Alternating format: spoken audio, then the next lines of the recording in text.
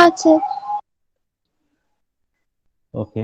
This call is now being recorded. তো RTD জিনিসটা, আচ্ছা আরটিডি বা থার্মিস্টর এরকম নামগুলো কি তোমরা কেউ আগে শুনেছো? না স্যার। আচ্ছা, আমরা যখন 10th বা 12th এ পড়ি তখন কিছু আমরা এফেক্ট পড়েছিলাম, মনে আছে? সিবেক এফেক্ট, পেল্টিয়ার এফেক্ট, এরকম কিছু পড়েছিলাম। হ্যাঁ স্যার। বা বাই মেটাল। হ্যাঁ। তো বাই মেটালিক মেকানিজমটা কি কারো মনে আছে? না স্যার। বাই নেই স্যার। মেটালিক টার্মটা চেনো তো? হ্যাঁ স্যার, ট্রামটা চেনা, বাট ওটার নেই স্যার। ইয়েগুলো স্যার খেয়াল নেই। বাই মেটালিকের ক্ষেত্রে মানে যারা আমরা বাংলা মিডিয়াম তারা কি বলতাম, বাংলা টার্মটা কারো মনে আছে?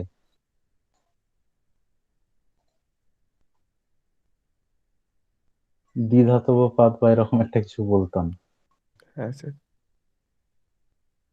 তো সেক্ষেত্রে বায়োমেটালিক মানে দুটো আলাদা আলাদা মেটেরিয়াল দিয়ে তৈরি করা হতো কোনো একটা পোর্শন। তো সেক্ষেত্রে কি হতো, যদি টেম্পারেচারের রেসপেক্টে তারা বেন্ড করতো। আমি জাস্ট একটা স্ক্রিনকে শেয়ার করে দেখানোর চেষ্টা করছি যে যদি তোমাদের মনে থাকে কিনা। I hope এটা দেখলে হয়তো তোমাদের মনে থাকতে পারে।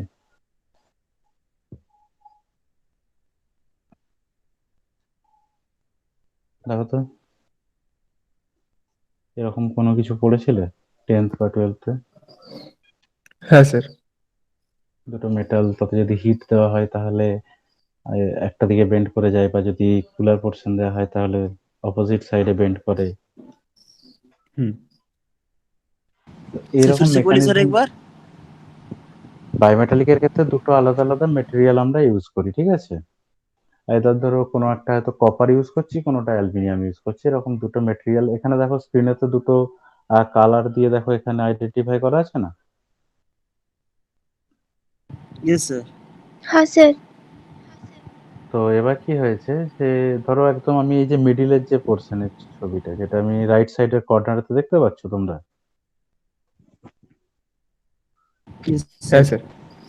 দেখো উপরের দিকে দেওয়া আছে কি ব্রাশ, আর নিচের দিকে স্টিল, দুটো আলাদা মেটেরিয়াল দেওয়া আছে।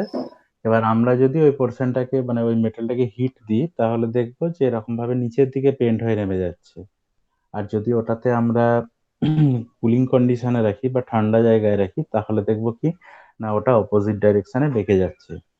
তো এটা কারণটা কি? কারণটা হচ্ছে হিট দেওয়ার জন্য। সেটা হিট মানে আহ, গরমও হতে পারে বা ঠান্ডাও হতে পারে। তার জন্য मतलब सर মেটেরিয়ালের हिट কিছু देने से, सर हिट देने से क्या वो एक्सपांड करता है, ডেফিনেটলি এক্সপ্যান্ড করে। इसलिए सर वैसे बेंड हो रहा है ना। এক্স্যাক্টলি, এবার যার এক্সপেনশন লেভেল যতটা সে সেরকম ভাবে মুভ করছে। তো এখানে যেমন দেখা যাচ্ছে কি যে ব্রাশটা এক্সপেনশন লেভেলটা দেখো বেশি, সেই জন্য দেখো উপরের দিকে পোর্শনটা ব্রাশটা যেভাবে বেন্ড করেছে সেক্ষেত্রে কিন্তু বাসের এক্সপেনশনটা বেশি। ছবিটা তো দেখা যাচ্ছে তো? হ্যাঁ স্যার। Yes sir. তো এরকম মেকানিজম গুলো নিয়ে আমাদের কিছু ট্রান্সডিউসারকে আমরা ইউজ করে থাকি। তো তার মধ্যে একটা হচ্ছে আরটিডি, একটা আছে থার্মিস্টর, ঠিক আছে? তো এরকম বিভিন্ন ধরনের টেম্পারেচার সেন্সর এন্ড ট্রান্সডিউসার আছে, ঠিক আছে? এবং আরেকটা আছে হচ্ছে থার্মোকাপল। তো থার্মোকাপল যেটা, থার্মোকাপল নামটা শুনে কি বোঝা যাচ্ছে? মানে কাপল মানে কি দুটো মেটাল থাকবেই, তাই यस তো? सर।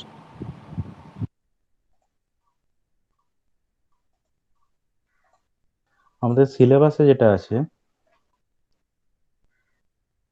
দেখা যাচ্ছে স্ক্রিনটা?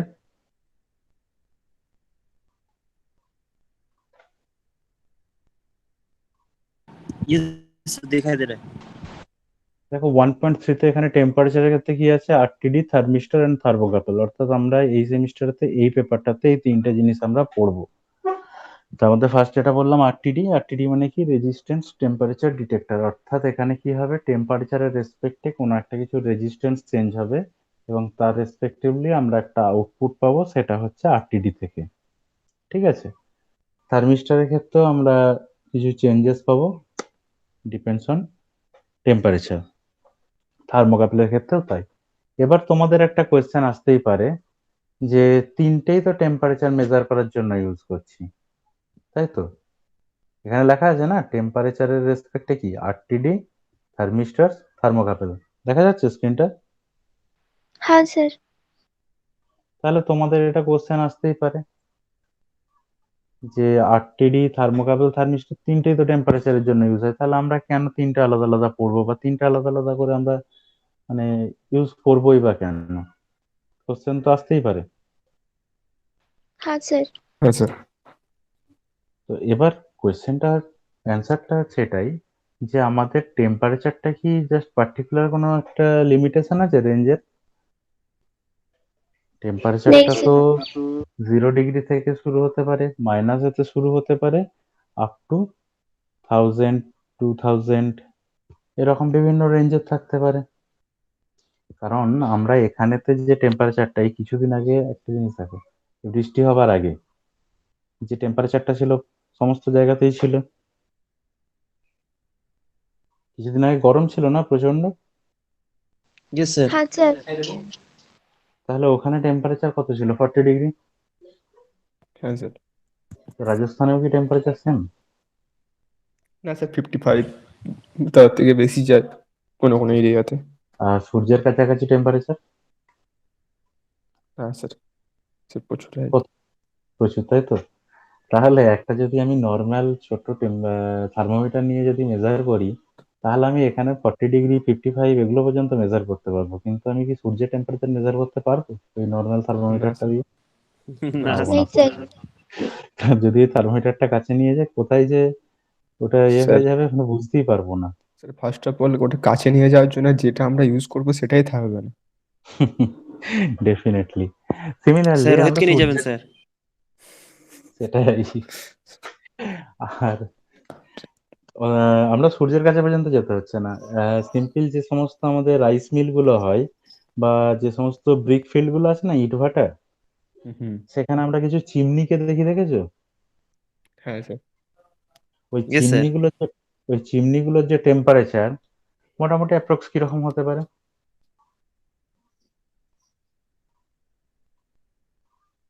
Sir 300-400 degree.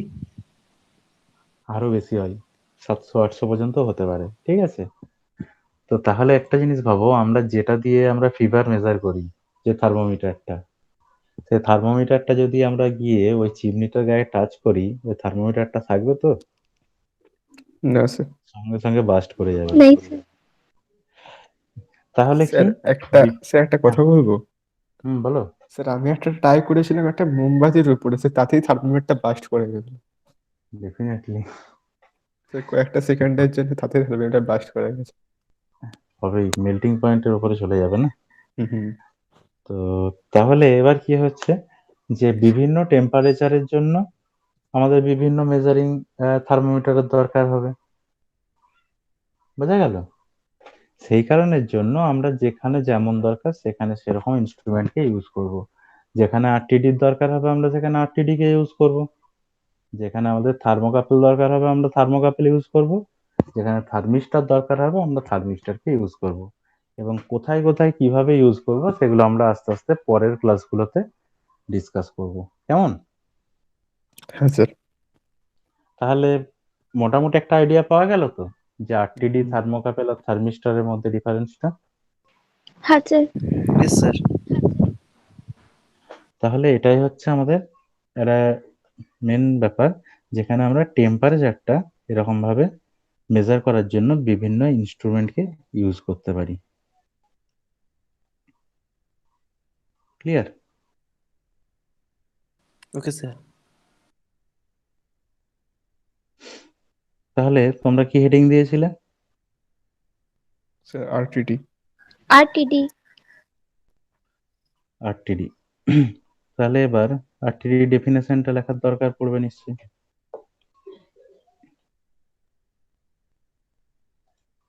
কোশ্চেন তো আসতেই পারে যে হোয়াট ইজ আরটিডি।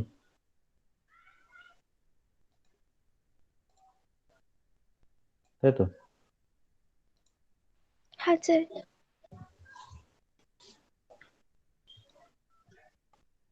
ওকে।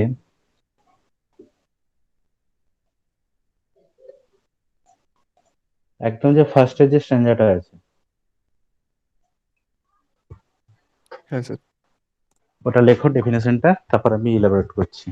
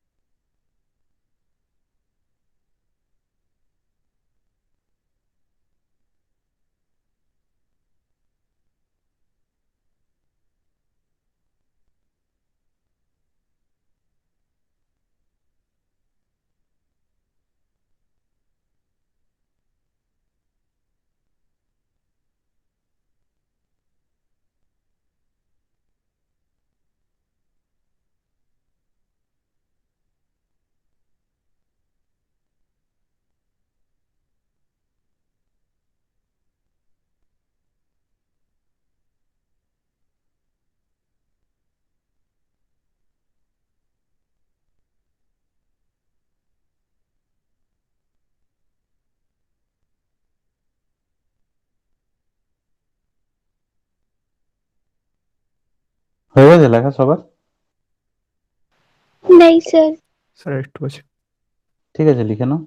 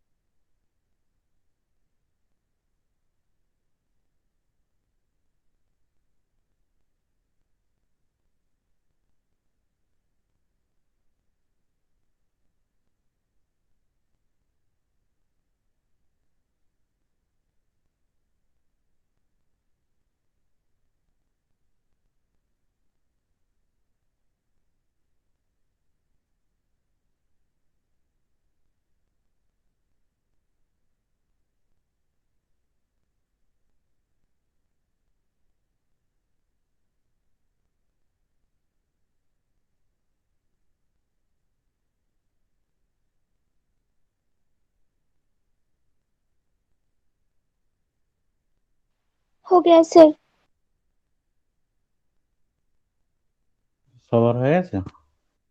হ্যাঁ স্যার।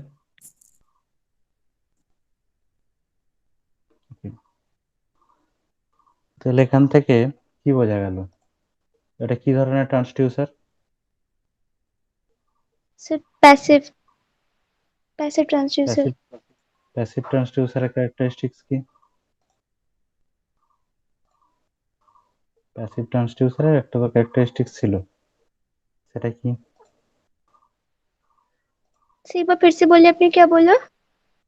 প্যাসিভ ট্রান্সডিউসারের একটা তো ক্যারেক্টারিস্টিক্স থাকে না? তো প্যাসিভ যে ট্রান্সডিউসারটা, সেই ট্রান্সডিউসারের ক্যারেক্টারিস্টিক্স কি? প্যাসিভ ট্রান্সডিউসার হতে গেলে তাদের পাওয়ার সাপ্লাইয়ের দরকার পড়ে না। কোনটাতে দরকার পড়ে না? অ্যাক্টিভ ট্রান্সডিউসারের ক্ষেত্রে দরকার পড়ে না, নাকি প্যাসিভ ট্রান্সডিউসারের ক্ষেত্রে দরকার পড়ে না?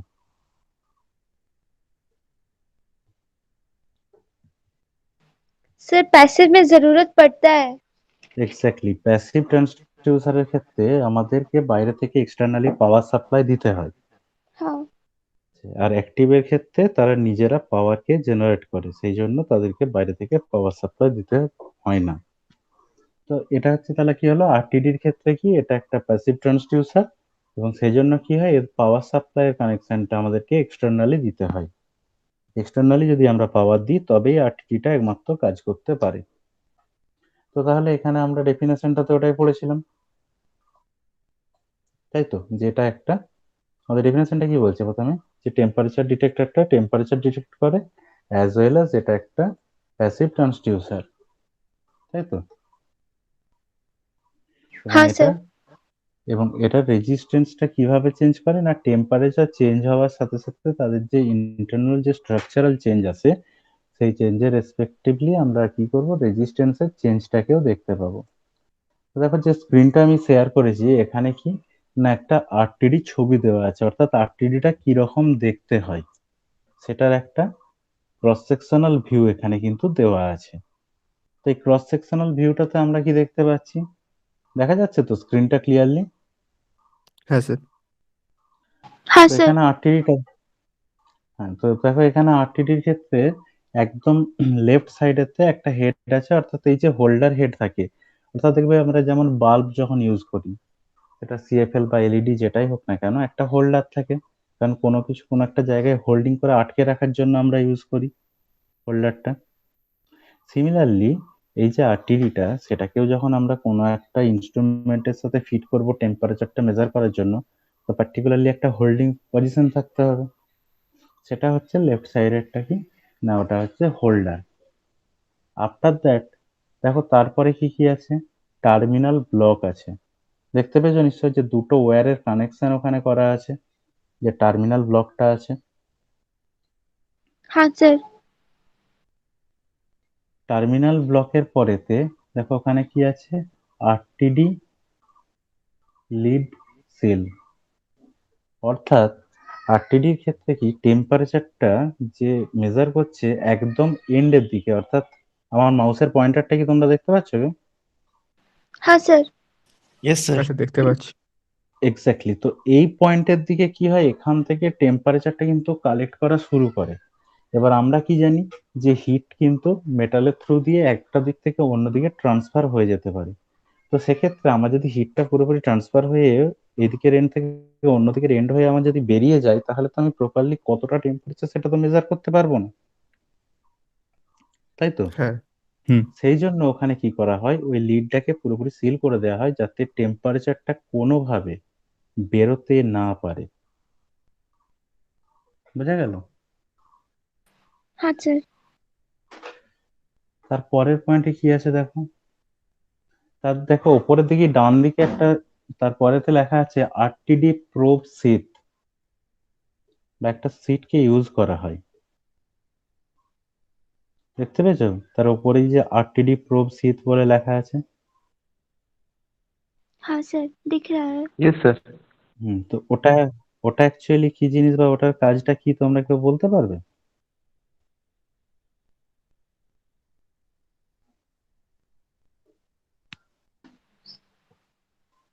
ওটা হচ্ছে এক ধরনের একটা কভার টাইপের, ঠিক আছে। ওই কভারটা কি করে, ওই কভারটার টেম্পারেচারটাকে বাইরে বেরিয়ে আসতে দেয় না। বুঝা গেল? Okay sir. যদি হ্যাঁ, যদি আমরা কখনো রাইস মিল ভিজিট করি, তো রাইস মিলের এখানে দেখবে যে বয়লার ইউজ করা হয়, এবং ওখানেতে যেখান থেকে ওই চিমনি আর বয়লারের যে কানেক্টরটা থাকে, ওখানেতে দেখবে ওই যেমন আমাদের হয় না পাটের যে বস্তাগুলো টাইপের, পাটের বস্তা যেখানে কোনো হ্যাঁ কিছু স্যার জিনিস দেখেছি। রাখা হয়, ওই পাটের বস্তার মতনই কালো Yes, এক sorry, ধরনের sir. একটা লেয়ার দেওয়া জিনিস, ওটা কি করা হয়, ওই বয়লারের ওপরে চাপিয়ে দেওয়া থাকে। কারণটা কি, বয়লারের যে টেম্পারেচারটা সেখানে কোনো মানুষ দাঁড়িয়ে কাজ করতে পারবে না। বোঝা গেল? তো তার हाँ ফলে सर। তাহলে ওখানেতে ইন্ডাস্ট্রি বা কোনো মেশিনারিজের কাছে তো থাকতেই হবে, কারণ কোনো কিছু ফল্ট হলে না হলে তো সেটা ওভারকাম করা যাবে না। সেই জন্য কি হয়, তার উপরে কিছু শীতকে চাপিয়ে রাখা হয়, যেখানে কি হয় টেম্পারেচারটা অনেকটা ওর মধ্যে থেকে অ্যাবজর্ব হয়ে যায়। ঠিক আছে? বোঝা গেল কি? হ্যাঁ স্যার। তো Yes, sir. নেক্সট কি আছে দেখো তার উপরের দিকের পোর্শনটাই, ইনসুলেটেড লেয়ার। অর্থাৎ এরকম ভাবে কতগুলো লেয়ার, মানে এই লেয়ার গুলো অ্যাকচুয়ালি দেওয়া থাকে এই কারণে, কারণ এগুলো তো হাই টেম্পারেচারকে ডিটেক্ট করে। তো যাতে টেম্পারেচারটা বাইরে বেরিয়ে না যায় সেই জন্য এই প্রোটেকশন কভারেজ গুলো ইউজ করা হয়। ঠিক আছে?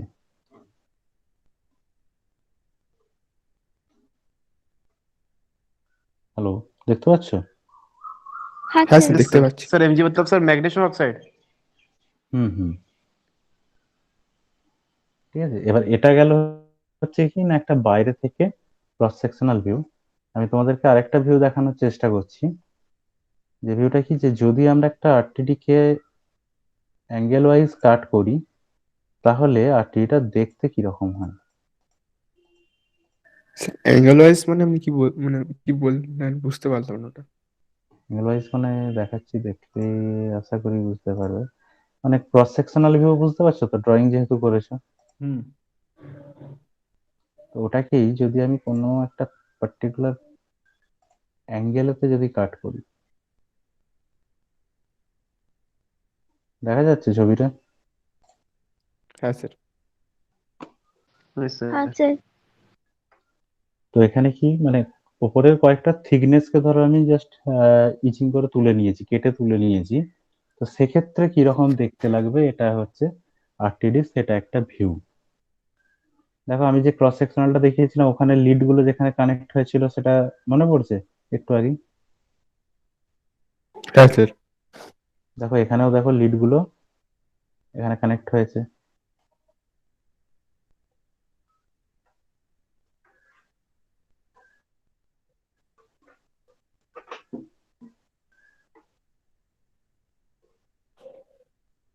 দেখা গেল ছবিটা?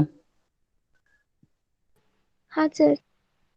ওটার থেকে কি এটা একটু বেটার বোঝা গেল যে আরটিডিটা মানে দেখতে কি রকম হয়, বা এর ভেতরে কি রকম কি Yes, কি sir. মেটেরিয়াল থাকতে পারে? हाँ। ঠিক আছে, তো আমি ডকুমেন্টস গুলো পরে আমি প্রোভাইড করে দেবো, এখন আমি জাস্ট ক্লাসের জন্য দেখিয়ে দিচ্ছি, তারপরেতে আমি ওটা আরো দেখিয়ে দেবো। Good afternoon sir.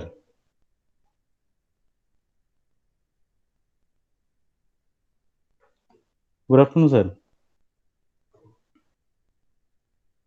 Good afternoon. Good afternoon sir. Good afternoon. Good afternoon sir. Good afternoon, sir. Good afternoon. ঠিক আছে, ক্লাস সব ঠিক চলছে তো? অ্যাটেন্ড হ্যাঁ করছো? স্যার। 3 জন তো অ্যাটেন্ড করেছো? আমরা স্যার আজকে প্রতিদিনই দেখবো। ক্লাসগুলো আসলে ওই ঠিকঠাক করো। বৃষ্টির জন্য, হ্যাঁ স্যার বৃষ্টির জন্য তো অনেকে আজকে অ্যাটেন্ড করতে পারেনি। আচ্ছা, তো আজ ঠিক আছে। বাকি অন্য এরা টাইমে তো ওদের এরা বন্ধুদের অ্যাটেন্ড বলে করেই। দিচ্ছে, হ্যাঁ রেগুলার ক্লাস অ্যাটেন্ড করতে হবে। হ্যাঁ স্যার, সে তো বলা হয়ে গেছে। তোমার বন্ধুদেরকে তো আজকে ফোন করেছিলে তো তোমরা? হ্যাঁ স্যার, কয়েকজন ফোন তুললো না। আর স্যার আর কয়েকজন বললাম স্যার, মৌলিকের কয়েকজনকে স্যার বৃষ্টির জন্য কারেন্ট লোডশেডিং হয়ে যাচ্ছে, মানে কারেন্ট থাকছে না। হুম হুম হুম, সেই জন্য ফোনে চার্জ নেই। হুম। আগে থেকে করে রাখতে হবে। ঠিক আছে। Okay sir. তো যাই হোক, তাহলে আরটিডি স্ট্রাকচারটা বোঝা গেল তো তোমাদের? হ্যাঁ হ্যাঁ স্যার। স্যার। এবার আমরা দেখবো যে আরটিডিটা, তাহলে এখান থেকে আরটিডি থেকে তোমরা জেনারেল কনসেপ্টে কি পাচ্ছ, যে আরটিডিটা কি এবং কেন আমরা ইউজ করছি।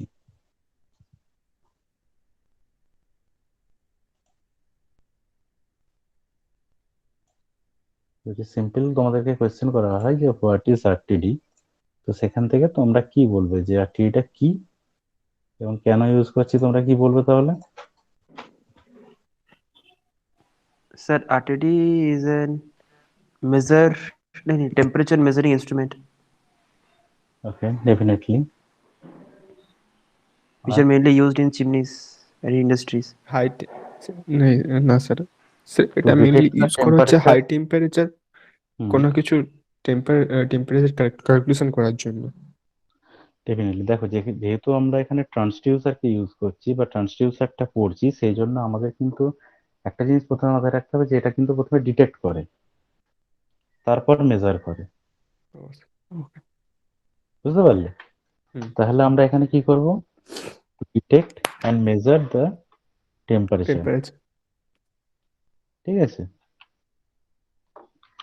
তো এবার আরটিডি যেটা আমরা পড়ছি, তো আরটিডি তো কিছু নিশ্চয়ই একটা মেটেরিয়াল তো ইউজ হয়, বা যখন ম্যানুফ্যাকচার হয় কিছু কিছু দিয়ে তো বানাতে হয়। হুম। তাহলে আরটিডিতে কি কি মেটেরিয়াল থাকে সেটাও আমাদেরকে জানতে হবে, তাই তো? হ্যাঁ স্যার। কারণ আরটিডিটা নিশ্চয়ই কিছু কিছু একটা তো জিনিস থাকে যেটা রেসপেক্টিভলি আমরা মেজার করতে পারবো। তো হুম। সেটা আমরা দেখে নেবো যে আরটিডিতে আমরা কি কি মেটেরিয়াল গুলোকে দেখতে পাই। তো আরটিডি নোট ডাউন করো। দ্য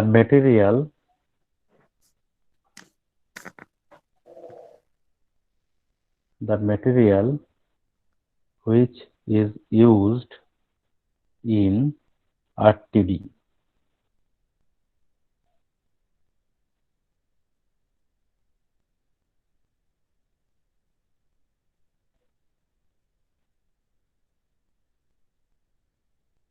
ঠিক আছে? হ্যাঁ স্যার। হ্যাঁ স্যার। ওকে, লেখো প্ল্যাটিনাম আরটিডি। একটা সাব হেডিং দাও, প্ল্যাটিনাম আরটিডি।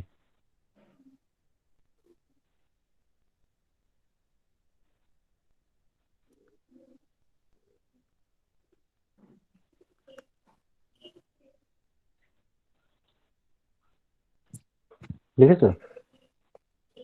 হ্যাঁ হ্যাঁ স্যার। স্যার। তো প্ল্যাটিনাম আরটিডির ক্ষেত্রে টেম্পারেচার রেঞ্জটা হয় -200 ডিগ্রি থেকে 850 ডিগ্রি সেলসিয়াস পর্যন্ত। ঠিক আছে? তাহলে লেখো the temperature range of platinum RTD, the temperature range of platinum RTD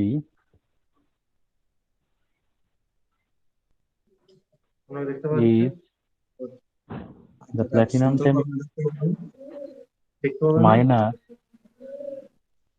minus 200 degree to 850 degree Celsius.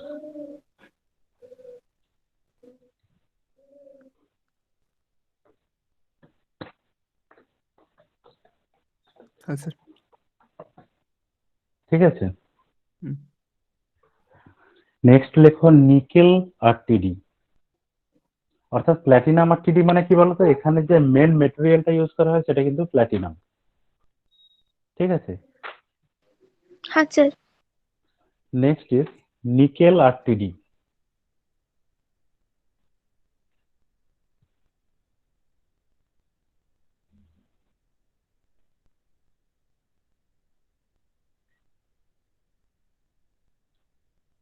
Heading দিয়েছো?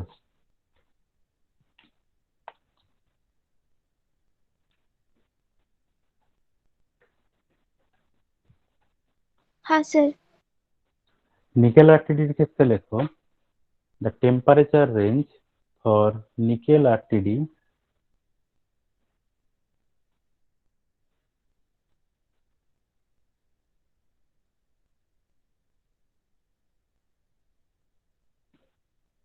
is minus 80 degree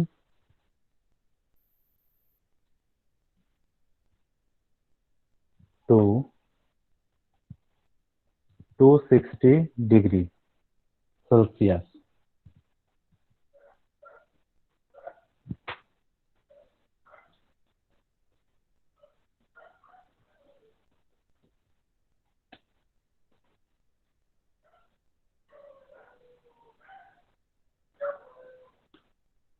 বুঝলি? হ্যাঁ স্যার।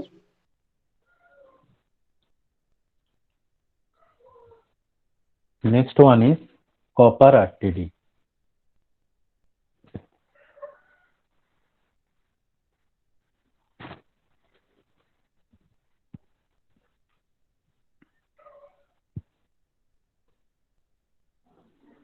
কপার এর ক্ষেত্রে টেম্পারেচার রেঞ্জটা কত হবে? -200 থেকে +260 ডিগ্রি সেলসিয়াস পর্যন্ত।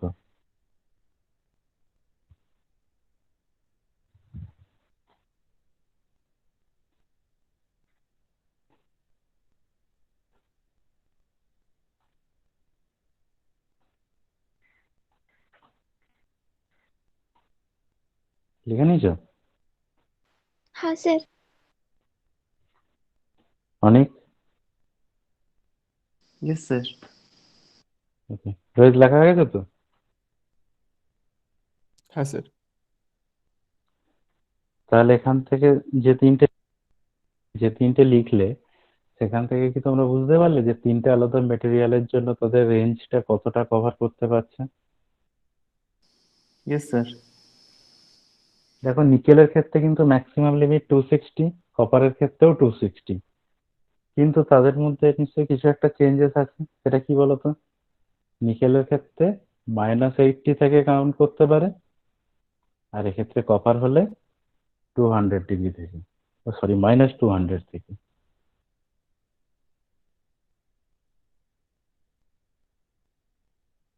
বোঝা গেল? হ্যাঁ স্যার। Yes, sir. ঠিক আছে, তোমরা তাহলে এইগুলো একটু পড়ো, স্টাডি করো। নেক্সট দিন আমি আরো ডিসকাস করব এর অ্যাডভান্টেজ, ডিসঅ্যাডভান্টেজ, তারপরে স্ট্রাকচার, সার্কিট, এগুলো নিয়ে। Okay sir. Okay sir. বোঝা গেল তো মোটামুটি আরটিডির একটা কনসেপ্ট হলো তো? হ্যাঁ Yes, স্যার। sir. ওকে, অ্যাটেন্ডেন্সটা তোমরা দিয়ে দাও, ঠিক আছে? হ্যাঁ স্যার।